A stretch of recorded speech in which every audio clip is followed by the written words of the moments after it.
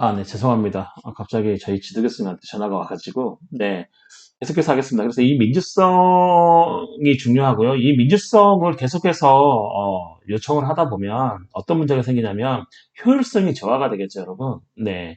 그래서 이 효율성도 민주성 요청만큼이나 되게 중요합니다, 여러분. 왜냐하면 효율적으로 해야겠죠, 여러분. 국가의 의안이나 입법안이 뭐 한두 가지가 아니겠죠. 여러 정말 방만한 게, 방만한 건 아니죠. 여러분. 네, 죄송해요. 네. 엄청 많고, 네. 어마어마하게 많고, 그 다음에, 계속해서 어떤 현대 생활을 규율을 하는 데 있어서의 어떤 입법안이라는 의안들이 엄청나게 많이 쏟아지는 과정에서 어떤 한두 가지를 가지고 민주성의 이런 요청 때문에 이런 효율성이 저하된다면 그 또한 국가 기능에 있어서 마이너스 요소이기 때문에 민주성의 요청만큼이나 중요한 게 이제 효율성도 중요하죠, 여러분. 또 이제 중요한 게 자율성이라고 할 수 있습니다. 국회 내에 스스로 결정할 수 있는 이 자율성이라는 거죠, 여러분. 그렇죠, 여러분. 네.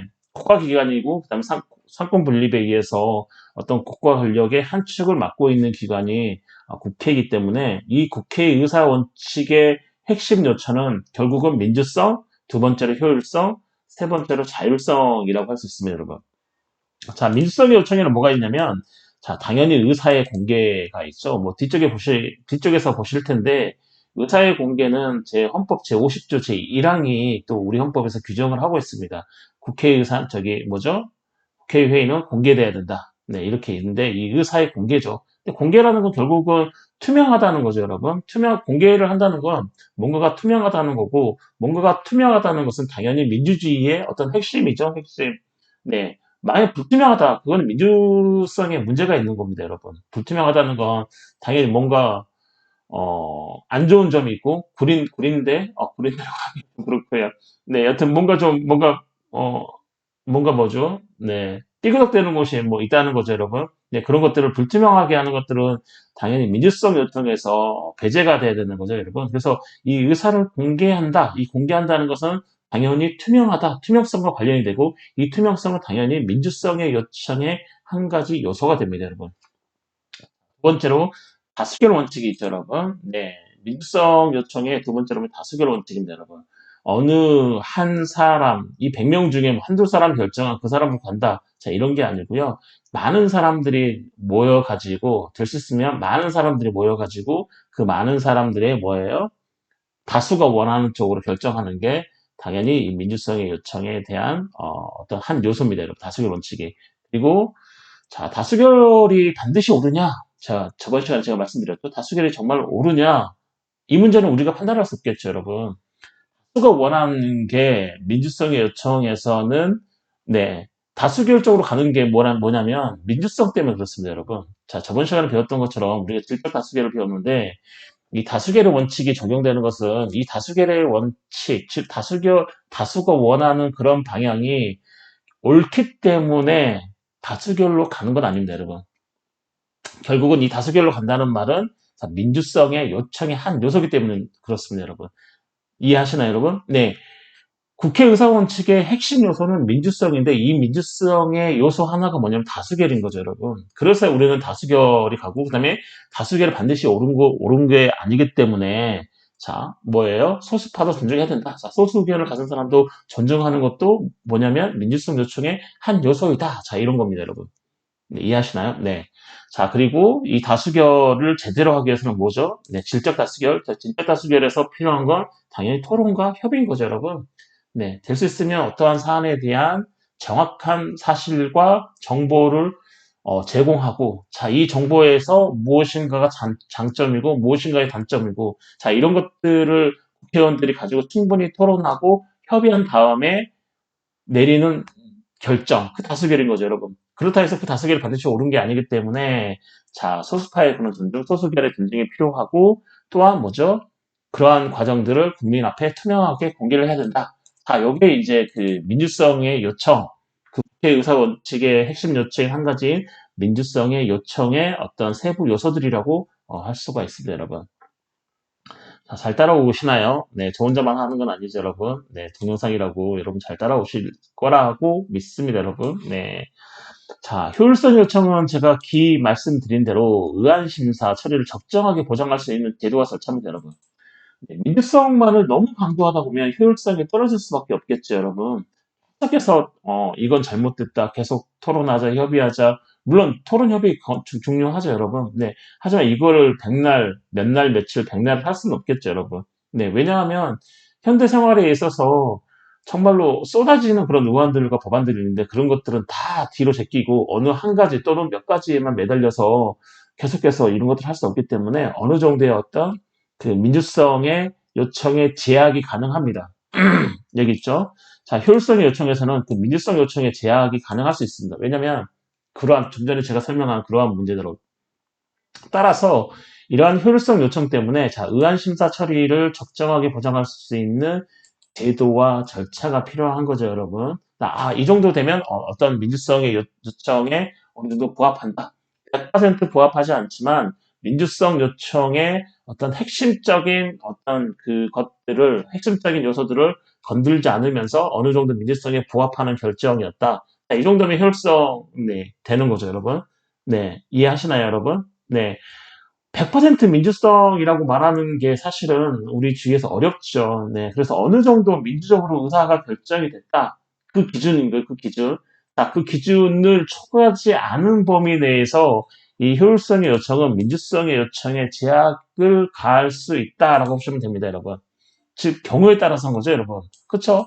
서로 협의가 잘 되면, 민주성 아주 잘 되죠. 시간 내에 끝날 수 있지만 또 어떤 문제는 그렇지 않죠. 자, 어떤 문제에 대해서 어떤 시간적인 제약, 어떤 효율성의 어떤 제약들이 생기는 그런 문제에 대해서는 이 효율성이 민주성 요청에 어떤 제약을 가할 수가 있습니다, 여러분. 여러분, 이게 바로 국가의사 원칙의 지금 주요 핵심 요소입니다, 여러분. 자, 이 핵심 요소를 바탕으로 밑에 이제 우리가 국회 주요 의사 원칙을 볼 텐데요. 먼저 핵심 요소는 이겁니다, 여러분. 일단 세 번째는 자율성이죠, 여러분. 네, 의사 절차에 관한 국회의 독자적 결정이 존중되어야 함을 의미하는 게 바로 뭐냐면 자율성입니다, 여러분. 자, 의사 절차에 관해서 국회가 독자적으로 막 결정을 하는데 행정부나 사법부가 와서 야, 그렇게 하지 마, 뭐 그렇게 하지 마 이렇게 할 수가 없는 거죠. 왜냐면 우리나라는 권력 분립의 원칙에 의해서 입법, 행정, 사법 3권으로 나누어져 있고 당연히 국가 권력의 한 부분을 맡고 있는 또는 입법이나 뭐죠? 국정통제의 기관으로서의 한 축을 맡고 있는 이 국회가 죄송합니다. 국회가 본인들의 어떤 의사 절차에 관해서 국회가 독자적 결정을 하는 거죠, 여러분. 네. 이해하시나요, 여러분?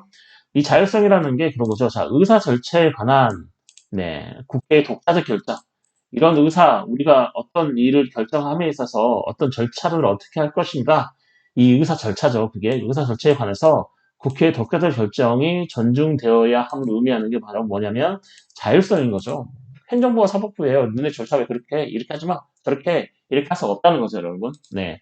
그렇다고 이 의사 절차를 국회가 자율적으로 하는 데 있어서 헌법이나 법률을 넘어설 수는 없는 거죠, 여러분. 이해하시나요? 헌법이나 법률 범위 내에서 자율성의 뭐죠? 정당화되는 거지. 헌법과 법률을 넘어서는 자율성에 대해서는 당연히 네, 배제된다고 할 것입니다, 여러분. 네. 자, 그러면 밑으로 들어와세요. 자, 국회의사 주요 원칙 중에 첫 번째로 회기 계속의 원칙이라는 게 있습니다. 어느 한 회기에 심의되었거나, 자, 국회에는 회기가 있죠, 여러분. 정기회가 있고, 자, 임시회가 있습니다, 여러분. 네. 네, 있어요. 네. 네. 여러분, 그, 임시회 정기회 있잖아요. 네, 이거를 찾아서 열린 게시판에, 한번 올려주시겠어요? 자, 이해하시나요?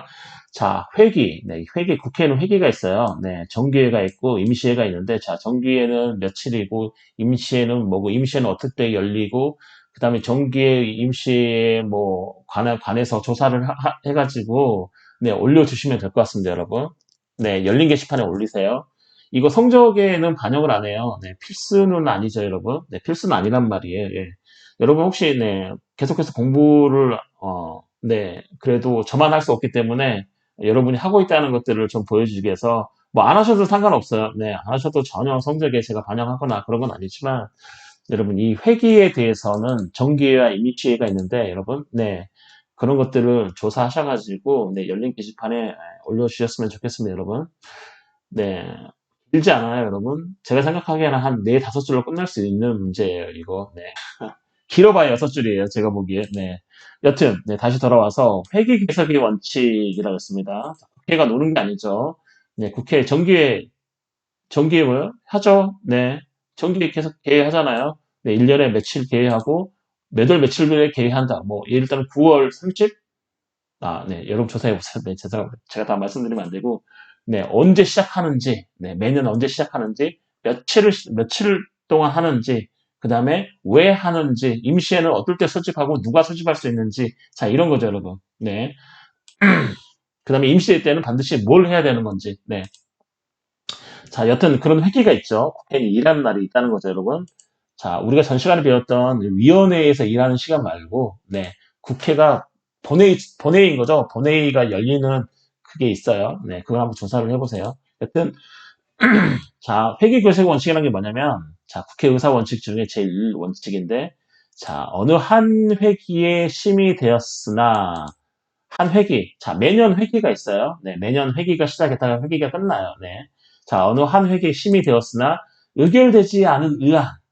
네, 의결되지 않은 의안이 있어요. 만약에 매년 열리는 그런 그 회기가 있어요. 만약 정기예금은 열렸다가 끝나는 거죠. 며칠 동안 열렸다 끝나는 거예요. 그리고 내년에 또 열려요. 그 다음에 떤 사람이 필요로 하면 임시에도 소집돼요. 하여튼 그런 회기가 진행이 되는데 그 한 회기, 네, 그 한 회기에 심의되었으나, 자, 의결되지 않은 의안이 있겠죠. 왜냐하면, 민주성의 요청 때문에 그러겠죠. 야, 이거 어떻게 되는 거냐, 저렇게 되는 거냐, 계속해서 토론과 합의가 계속 진행되면서, 네, 심의되었으나, 네, 의결되지 못한 거죠, 여러분. 물론, 회기가 딱 시작할 때 시작을 했으면, 혹시 의결될 수도 있지만, 회기 막 마지막 날 또는 뭐 전전날에 낼 수도 있는 거잖아요, 여러분. 자, 그럴 때는 사실, 네, 의결되기가 쉽진 않겠죠. 사실적으로. 그렇죠, 여러분. 네. 하여튼 그런 의결되지 않은 의안은 회기가 종료되었다고 하여 폐기되지 않고, 자, 그 회기가 끝났다고 해서 그 의안, 즉, 어떤 정책안이라든지 입법안들이 자동 폐기가 되지 않아요. 네, 폐기되지 않고, 다른 회기에서 다시 계속, 그러니까 그 차후 회기 있죠. 바로 돌아오는 회기. 그 회기에서 다시 계속하여 심의하고 의결 대상이 된다는 원칙이 바로 뭐냐면 회기 계속의 원칙이다. 예를 들면 그런 거죠, 여러분. 올해 어떤 국회의원이 그 10명의 그 서명을 받아가지고 어떤 법안을 제출을 했는데 올해 끝났어요. 올해 회기가 끝나버렸어요. 그렇다고 해서 그 입법안이 자동으로 폐기되거나 뭐 그렇게 되지는 않고 자, 차후에 어떤 임시회라든지 또는 차후에 어떤 정기회가 열린다. 그러면 계속해서 연속되는 거죠. 연속. 네, 계속해서 연속되면서 자, 그 입법안을 계속해서 심의하고 표결을 한다는 원칙이 뭐냐면 자, 회기 개석의 원칙인데 다만 이 입법안이나 정책안이 자동 폐기가 되는 때가 있습니다. 자, 그때가 언제냐면 그 국회, 지금 몇 회죠? 21대 국회죠. 네, 21대 국회가 끝나면, 자동 폐기예요, 여러분. 그때는. 이해하시나요, 여러분? 자, 4년 동안에는 계속해서 회기가 지나가기 때문에 상관이 없는데, 자, 그 국회의원의 임기가 종료됨과 동시에, 즉, 지금 현재 21대 국회인데, 21대 국회가 종료하고, 다시 22대 국회가 뭐죠? 네, 구성이 되는 그때, 21대 국회의원 임기가 종료 그때는, 네, 어때요? 자동으로 폐기가 됩니다. 그렇게 폐기된 의안이 어마어마하게 많아요, 우리나라에. 어마어마하게. 예. 그러겠죠. 뭐, 국회의원 막 시작해서 처음 천년도에 낸 어떤 입법안은 의결이 되지 않았으면 4년 동안 계속해서 굴러가는데, 마지막 연도에 낸 의안은 그렇지 않겠죠. 임기가 종료가 되기 때문에 당연히 폐기가 되겠죠, 여러분. 물론 이제 뭐 만약 입법안을 어떤 낸 국회의원이 마지막 연차 4년차에 내서 폐기가 됐다면 자기가 또 다시 22대 국회의원이 되면 다시 그걸 들고 올 수는 있겠죠, 여러분. 하지만 그것을 배제하고 그것을 제외하고는 자동으로 폐기가 된다. 네. 이해하시나요, 여러분? 네. 그게 바로 뭐냐면 회계 계속의 원칙이고 여러분 이 회계에 대해서는 여러분 조사하셔가지고 네, 열린 게시판에 네, 올려주셨으면 감사하겠습니다, 여러분. 필수는 아니에요. 의무도 아니에요. 성적에 반영도 안 시킬 거예요, 여러분. 네. 자, 정족수를 볼까요, 여러분? 자, 정족수는 뭐와 관계가 있냐면, 자, 다수결의 원칙하고 관계가 있겠죠? 다수결의 원칙. 네. 자, 헌법 제49조에 이 다수결에 대해서 나와 있습니다. 자, 개의 정족수. 정족수라는 게 뭐예요, 여러분? 어느 정도 모여야 되느냐? 수가, 그렇죠? 국회의원이 어느 정도 모여야 되느냐? 얼마만큼 모여야 되느냐? 자, 이게 정족수예요. 자, 말 그대로 개의 정족수 하면, 과연 국회의 의사를 개최하기 위해서, 그렇죠? 국회의 어떤 의사를 개최하기 위해서 참석해야 될 최소한 수가 몇 명이냐? 그다음 의결 정수는 뭐예요? 그러면 모였는데 최소한 어떤 의안, 법안, 네, 이거를 의결하기 위해서는 최소한 몇 명이 모여야 되느냐 이런 거죠, 여러분. 자, 그래서 이 개의 정족수는 자, 국회의사를 개의하기 위하여 참석해야 할 최소한의 의원의 수가 몇 명이냐를 할 때 개의 정족수라고 하고 있습니다, 여러분. 자, 본회의. 예, 본회의는 300명이 다 모이는 거죠, 여러분. 이 본회의는 제적위원회 5분의 1 이상 출석. 5분의 1이면 60명이죠, 여러분. 60명 이상이 출석하면 자동으로 개의가 됩니다, 여러분. 그리고 상임위원회 있죠. 상임위원회, 우리가 저번에 배웠죠. 17개가 있다, 상임위원회. 17개가 어디에 있어요? 어떤 법률에 규정이 되어 있어요, 상임위원회? 네, 국회법. 네, 국회법에 상임위원회가 규정되어 있다고 말씀을 드렸고, 이 상임위원회는 현재 17개가 있다고 말씀드렸는데, 이 상임위원회도 제적위원회 5분의 1 이상이 출석하면 뭐예요? 자동으로 개의가 된다. 지금 이거 국회법에 있다 그랬죠, 여러분? 네.